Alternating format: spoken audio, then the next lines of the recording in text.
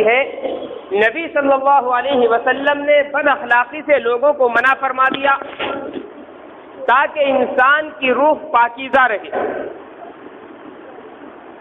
دوسروں کے ساتھ ظلم و زیادتی سے پیش آنا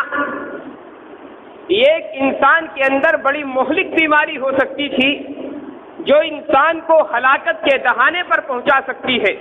نبی علیہ السلام نے منع فرما دیا کہ وہ آدمی مسلمان ہو ہی نہیں سکتا جو کسی پر ظلم و زیادتی کرے۔ پڑوسیوں کو ستانا یہ ایک بیماری تھی، نبی علیہ السلام نے اس سے بھی منع فرما دیا۔ تو ظاہری بیماریاں جتنی ہو سکتی تھی اور باطنی بیماریاں جتنی ہو سکتی تھی جو صحت ظاہری کو خراب کرے یا صحت باطنی کو خراب کرے، دونوں صورتوں میں نبی علیہ السلام نے اس چیز کا بڑا خیال رکھا۔ شریعت اسلام نے دونوں طرح کے احکامات نافذ فرمائے کہ انسان کی روح کی قوت باقی رہنے کے ساتھ ساتھ اس کی جسمانی قوت اور جسمانی طاقت بھی باقی رہے تاکہ وہ اللہ کے احکامات کی صحیح ڈھنگ سے پیروی کر سکے اور اللہ تبارک و تعالیٰ کے احکامات کی ہر جگہ پر بجا آوری کر سکے۔ انہیں ظاہری بیماریوں میں سے اور صحت کو خراب کرنے والی چیزوں میں سے ایک چیز نشہ آور چیزوں کا استعمال تھا۔ آقا علیہ السلام کے اس دنیا میں مبعوث ہونے سے پہلے کا عالم یہ ہے کہ لوگوں کے گھروں میں مٹکے کے مٹکے بھرے ہوئے ہوتے ہیں شرابوں کے، اور کوئی محفل مکے والوں کی یا عرب والوں کی شراب کے نشے سے خالی نہیں جاتی، ہر ایک مجلس کے اندر شراب کا دور ہے۔ نبی علیہ السلام کا جب ورود مسعود ہوا، آقا علیہ السلام نے جب یہ دیکھا کہ یہ نشہ آور چیزیں انسان کے اخلاق کو بگاڑ دیتی ہیں اور انسانیت کی سطح سے اس کو نیچے گرا دیتی ہے، نبی علیہ السلام نے احکامات نافذ فرمائے، صحابہ کرام کو حکم دیا کہ اپنے شراب کے مٹکوں کو توڑ ڈالو، اس لیے کہ شراب یہ ایسی بیماری ہے کہ جس انسان کو لگ جاتی ہے اس انسان کے اخلاق خراب کر دیتی ہے، اس کی جسمانی صحت کے ساتھ ساتھ روحانی صحت بھی بگڑ جاتی ہے، نہ جسم کسی لائق رہتا ہے نہ اس کی روح کسی لائق رہتی ہے، اللہ سے تعلق ٹوٹ جاتا ہے، ادھر مخلوق سے تعلق اس کا ٹوٹ جاتا ہے۔ نبی علیہ السلام نے اسی لیے اس بات پر بہت زیادہ زور دیا ہے کہ کوئی بھی نشہ آور چیز انسان استعمال نہ کرے۔ نبی علیہ السلام نے فرمایا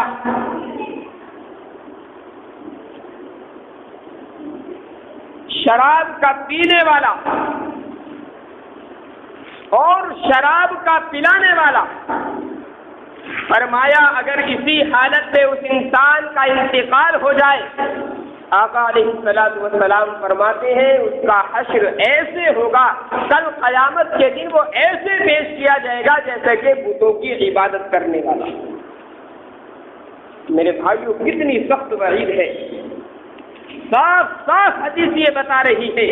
کہ اگر شراب پینے کی حالت میں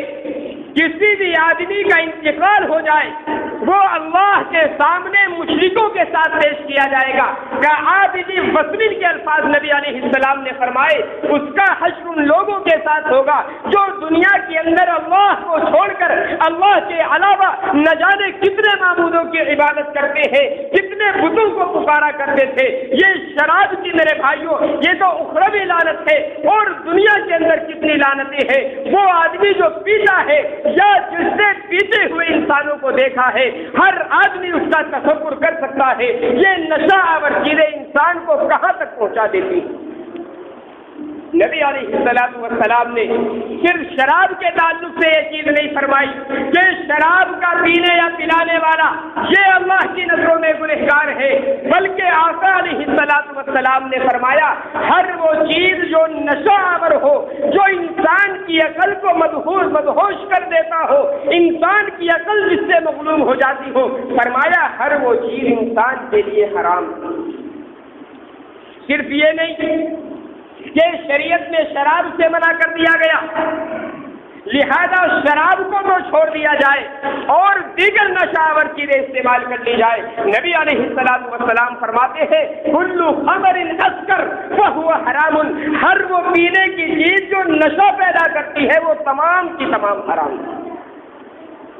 اب میرے بھائیوں اس سے پتہ یہ چلتا ہے کہ ہمارے ذہنوں کے اندر جو ایک چیز بیٹھی ہوئی ہے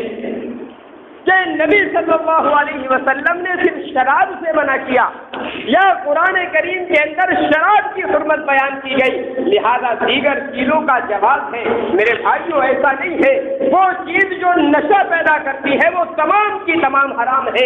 ہاں آدمی شراب سے نشے میں ہو جاتا ہو یا شراب کے علاوہ کوئی چیز ہو سکتا ہے کوئی آدمی کھڑا ہو کر یہ کہتے کہ شراب سے مجھے نشہ نہیں ہوتا یا دیگر چیزوں سے مجھے نشہ نہیں ہوتا۔ حدیث کے اندر تو آ رہا ہے کہ نشہ پیدا کرنے والی چیز حرام ہے، مجھے نشہ ہوتا ہی نہیں، پھر میرے لیے حرام کیسے ہوگی؟ میرے بھائیوں بڑی نادانی ہے آج وہ لوگ جو بیئر کو اس بنا پر حرام نہیں کہتے کہ اس کے اندر نشہ موجود نہیں ہے یا گٹکے کے اوپر حرمت کا فتویٰ اس لیے نہیں لگاتے کہ کسی آدمی کو کھانے سے اس سے نشہ نہیں ہوتا ہے یا بیڑی سگریٹ پر اس لیے حکم نہیں لگایا جاتا کہ آدمی کو نشہ نہیں ہوتا۔ میرے بھائیوں کتنی نادانی کی بات ہے کہ ایک آدمی کو دیکھ کر کے حکم لگا دیا جائے۔ شریعت کے قوانین یا دنیا کی حکومتوں کے قوانین میرے بھائیوں ایک آدمی کو سامنے رکھ کر نہیں بنائے جاتے۔ وہ آدمی جس نے زندگی بھر کبھی بیڑی کا استعمال نہ کیا ہو، جس آدمی نے زندگی بھر گٹکے کا استعمال نہ کیا ہو، آپ اس آدمی کو بیڑی پلا کر کے دیکھیں، پتہ چل جائے گا کہ اس کے اندر نشہ موجود ہے یا نہیں۔ وہ آدمی جس نے کبھی گٹکے کا استعمال نہ کیا ہو، آپ اس کو گٹکا کھلا کر دیکھیں، معلوم آپ کو ہو جائے گا کہ نشہ پیدا کرتا ہے یا نہیں کرتا۔ میرے بھائیوں عادت کو اگر آپ زہر کی بنا لیں، وہ زہر جو ساری دنیا جانتی ہے کہ انسان کو ہلاک کر دیتا ہے، لیکن آپ اس کے کھانے کی عادت بنا لیں تو وہ بھی آپ کی ہلاکت کا باعث نہیں بن سکتا۔ لیکن آپ کے عادت بنا لینے کی وجہ سے یہ کہا جائے کہ زہر انسان کو ہلاک نہیں کرتا، میرے بھائیوں دنیا کا کوئی عقل مند انسان اس بات کو نہیں کہے گا۔ اس لیے